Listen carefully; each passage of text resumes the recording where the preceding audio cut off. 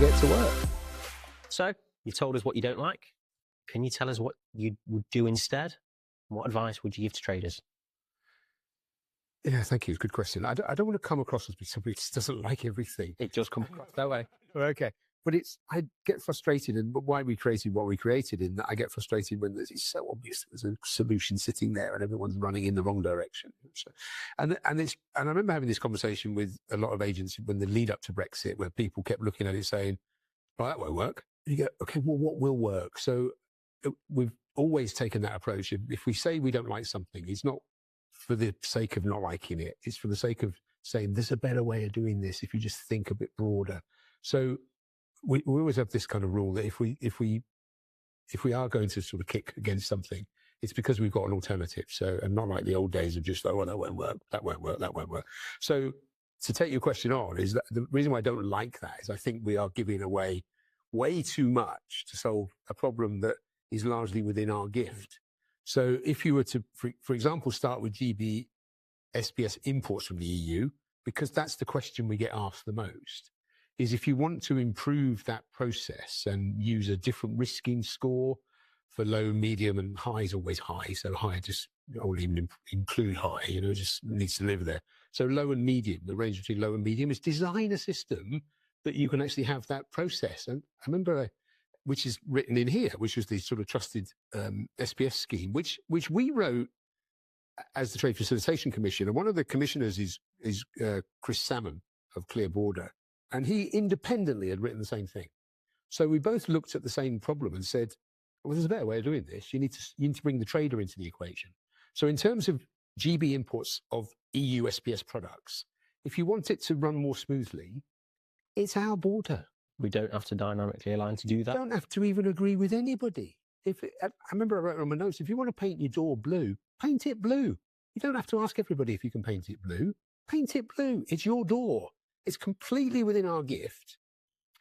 I did raise this to some prominent officials at one point and said, if you don't want the export health certificate for EU imports into GB, don't have the export health certificates for imports into GB.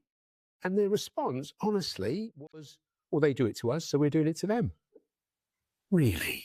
I haven't heard that since my brother's bigger than yours kind of thing in the school playground. So don't hurt self-harm in order to make a point, because if you want to have a different process, have a different process. It's your imports. You can do what you like within WCO, WTO, WTO rules.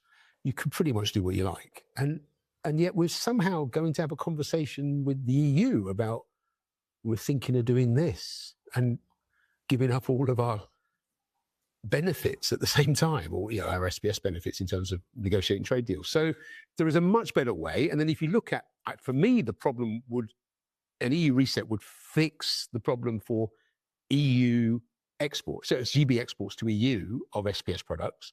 That's the one where I was expecting people to go, oh, thank God, no more catch certificates, no more this, no more that.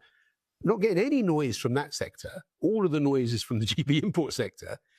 So assuming they have a problem on the export sector, then don't use the money to give to the EU so that you can remove that problem. Just remove the problem. Provide them with a trader support service like you do in Northern Ireland, where you pay for it. It will be cheaper than the taxpayer paying for the access to something that we don't really need in the EU.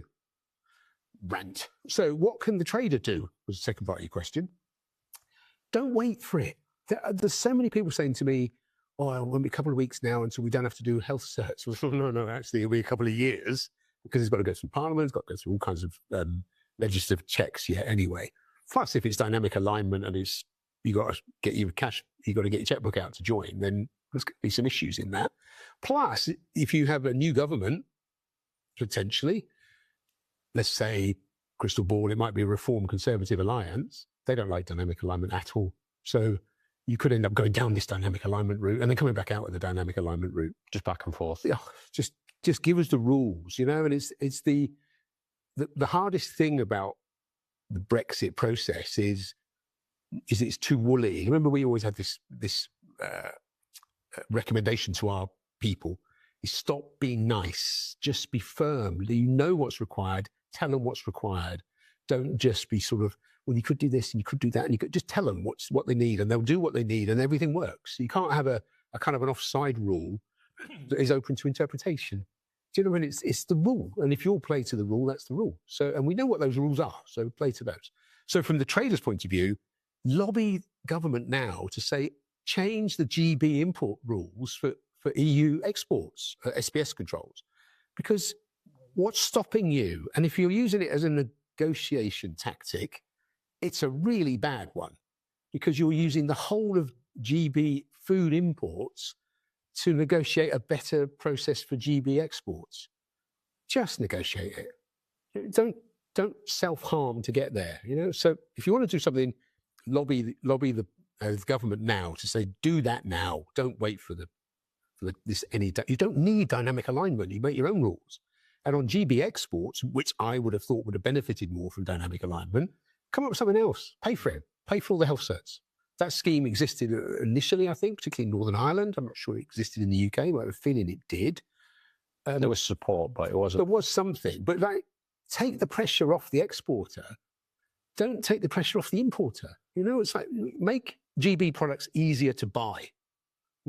And if you make them easier to buy using, customs techniques or the removal of some techniques, then you will get more exports. But don't give everything away in order to solve quite a small problem. Small problem that you can solve yourself, that you don't need to go to Brussels to have a conversation about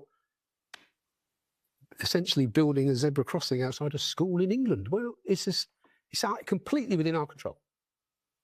So yeah, so that's why I get a bit hot under the collar, really. Tell us how you really feel.